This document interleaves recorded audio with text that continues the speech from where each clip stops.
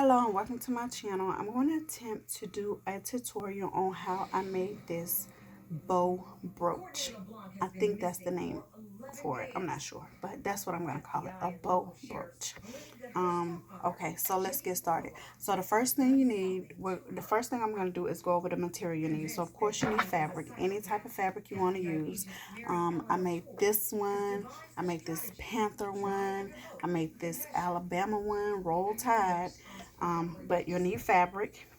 You'll need a sewing machine, or you can hand sew, and you'll need this liquid stitch. Actually, you could probably do the entire thing with the liquid stitch instead of sewing if you choose.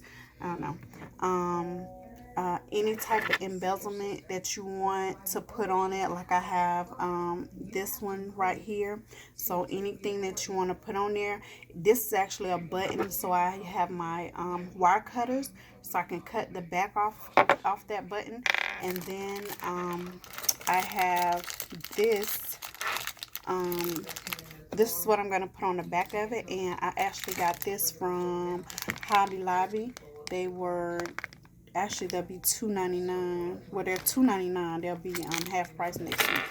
So I have all my pieces cut. So the first thing I'm going to do is go over the measurements for your pieces. So you'll need 6 pieces in total.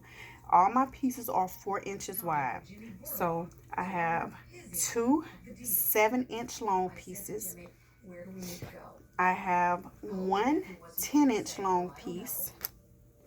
I have 1 12-inch long piece and 2 13-inch long pieces. So once I cut all my pieces, I then I iron them. I fold them in half. I iron them to give it a crease so it'll make it easier for me to sew. And I also, the 2 7-inch pieces, these are gonna be the little piece that hang. So I am going to cut them diagonal like so, just for whenever I get ready to sew them. So I am working on this kente print one. So I have cut all my pieces. I have sewed all of them except for 2. So I'm going to sew my last 2 pieces, right? I'm not that good at sewing, so bear with me. I'm working on it.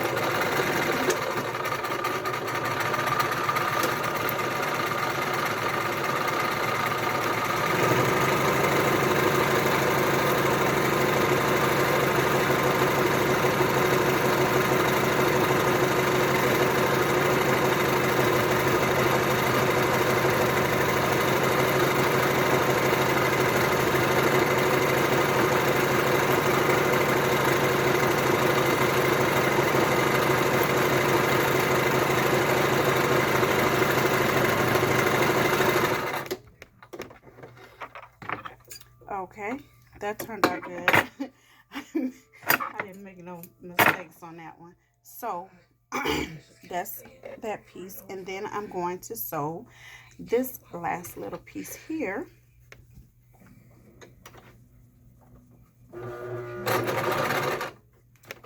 Whoops, see, I knew it was gonna happen eventually.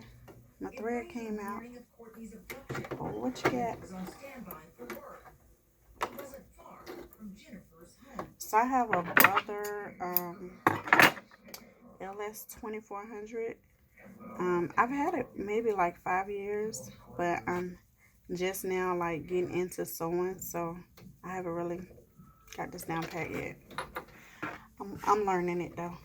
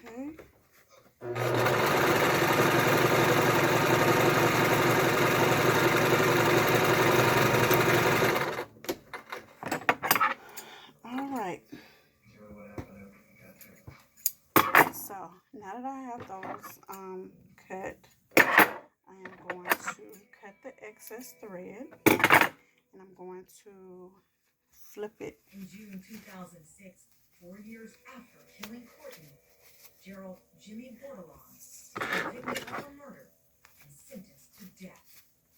Use this to push this out. In a bizarre coincidence, Jimmy's neighbor on death row is a man named Derek Todd Lee, the very serial killer who terrorized Baton Rouge at the time of Courtney's disappearance. It's reported that Lee torments Jimmy on a daily basis. Okay.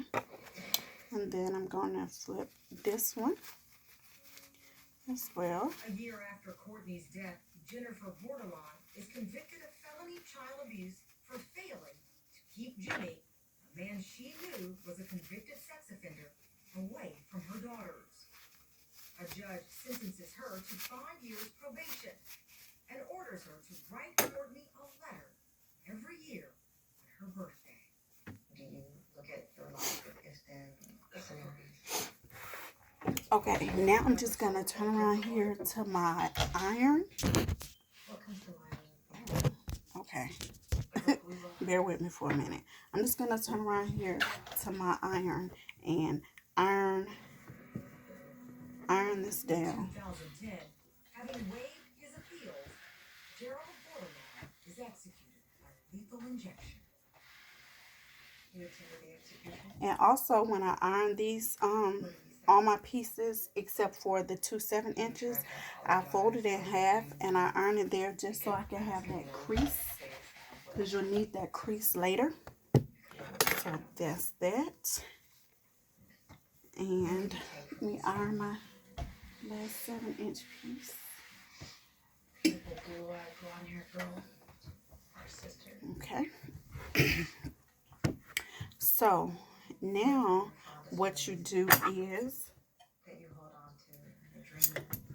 I guess you could sew all your ends, close them all up, but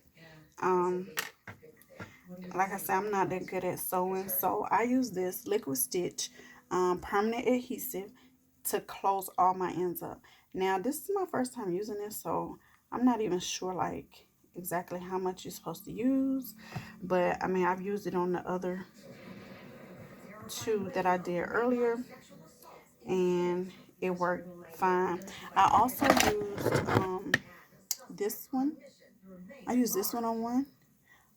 I guess it's okay too, or you could also use, I have bought some stitch witchery. I bought this as well. I was gonna try that, but I like this.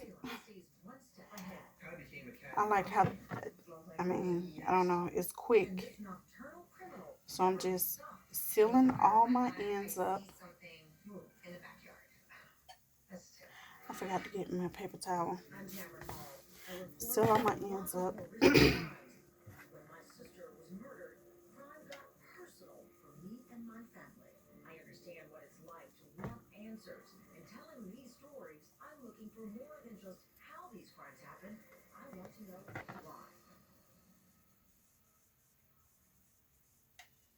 Home.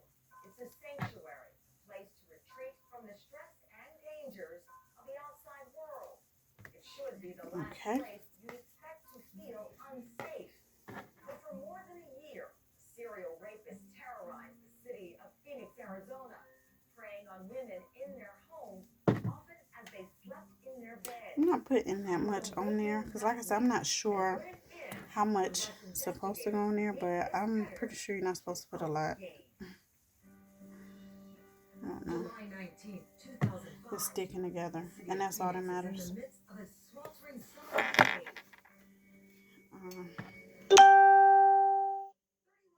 Stephanie Peabody has just wrapped up for the day at the IT company where she works. She heads out to pick up her 11-year-old son from her mother's house and her 6-year-old daughter from daycare.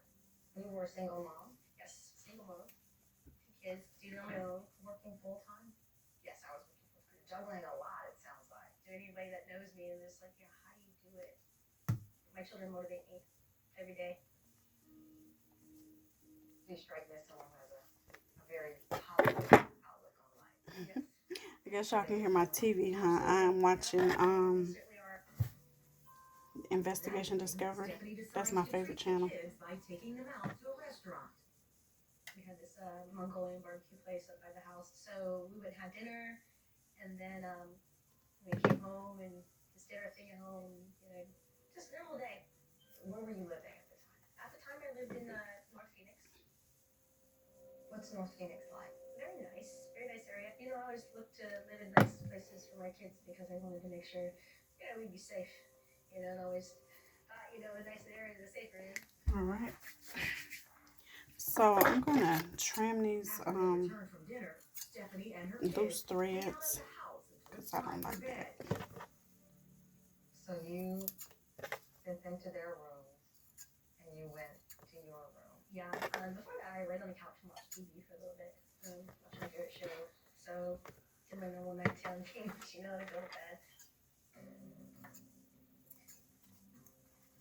It's around 11:15 when Stephanie turns out the light and goes to sleep. I haven't been asleep that long. Okay. So remember we folded it and we sewed a crease there. So what you're gonna do now is you're gonna put some of your liquid stitch 5 months on earlier, that crease February 11th, right there. 2005, So sex crimes I detective just did it Sergeant like Jim that, Markey called and out I'm to the going South to Phoenix fold neighborhood over of Ahwatukee. both ends to so it meets in the middle, like so. So you just put the liquid stitch there and you fold it over. So you're gonna do that for all your pieces except for the two 7-inch pieces. It's surely more than just coincidence. The probability of two sexual assault suspects operating within a quarter mile of each other, within an hour and a half of each other, was very unusual. So the first thought was, could this be the same individual? Both victims described Okay. being awakened in their beds by a tall, pot-bellied man. Neither of them got a good look at their attacker's face. When these were occurring, victims were asleep. It's dark in the middle of the night. Generally, they were not getting good views of him, what he looked like. Two victims in the same night. Who is this brazen criminal? Markey puts his team on high alert, monitoring all new sexual assault reports that come in. I just started looking for similar behavior, similar victimology, similar geographical locations, similar acts that were occurring within the crime. But as the weeks pass, We didn't get a whole lot of information or additional cases coming in that identified as, hey, this sounds like it's real similar. Until April, which is 2 months later. All right. So now you have on April 4th, a call your comes pieces in from together. North Phoenix. A woman reports being awakened in the middle of the You night, have 40 pieces together. sexually assaulted. So you have your 2 weeks later, two just 13-inch, your miles one down the 10-inch, and road, your it happens again. 12-inch. So your 12-inch is gonna be your base, right? So that's gonna be your bottom. So the part where you don't, okay, this is the side where you glued it together. So this smooth side, that's gonna be the bottom or the back, shall I say. So for this part right here, you are going to put your two 13-inch pieces on top, right? So you got your two 13-inch pieces, and you're gonna crisscross them like this. You're gonna cross them, okay? You're gonna cross them, and then you decide like how far, how crossed you want them, how wide, how close together, whatever. But before I glue mine down or stitch mine down, shall I say, I'm gonna lay all my pieces on top just so I can get a good look at it. So these two pieces will go on next, and then your smaller piece will go on. So it's gonna look like this. Okay, so it's gonna look like that, like so. But you just decide how you want to put your pieces. So I think I think I'm gonna do mine like this, right? So what I'm gonna do first is I'm going to put these two together. So I'm just gonna apply some of this liquid stitch to those two, and they're like so, right? They're like that. And then I'm going to place them on the because these two are 13-inch pieces, so I'm gonna stitch, put the liquid stitch on so they're on the 12-inch piece. But there are no signs of forced entry. So how is this twisted predator entering his victim's Okay, bedroom and I'm just in the gonna middle of the night? press it down a little. So now we have this. So you have your 12-inch piece on the back, and then you have your two 13-inch pieces crossed like that. Okay. Looks crooked. Okay, so then you're gonna put your two tails next. So, like I say, you want to place them on first to see exactly where you want them, how high you want them, how low you want them, you know, like so. Let's see.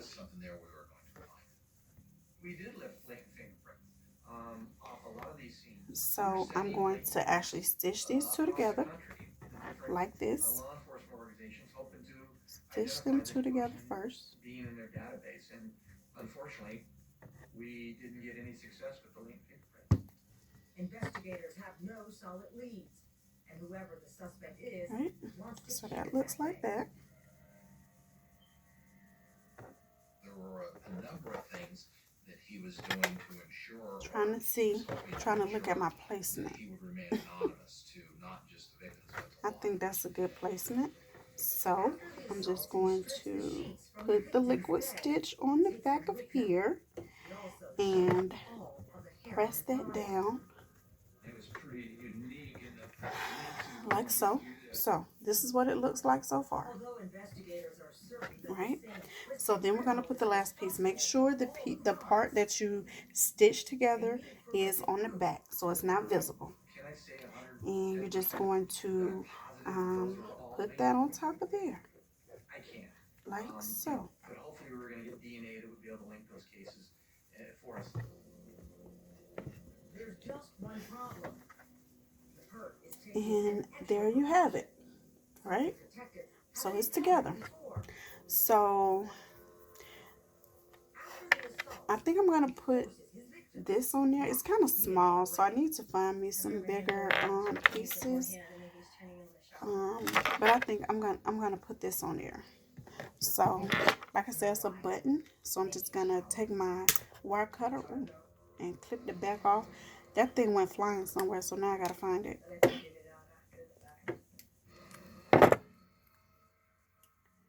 So I'm gonna put some E6000 on here. It says that liquid stitch is good for embezzlements and things, but I don't know. I'm just gonna put a little E6000 on here to be on the safe side.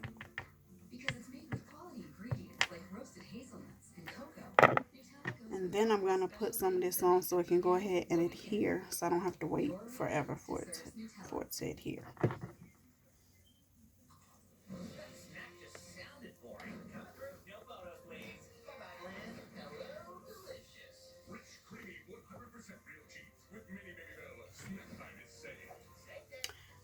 Voila.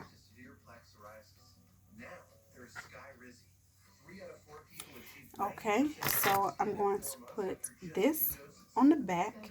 I don't know, I just like the round ones for some reason.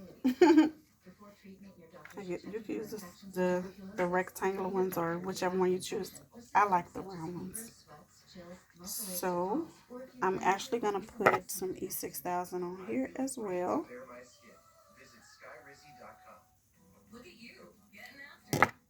You know, a little reinforcement. E6000 never hurt nobody.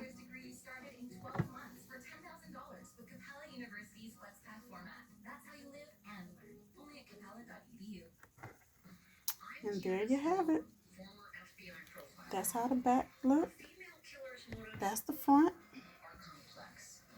And her So, methods can be y'all let me know what you think. but getting into her head.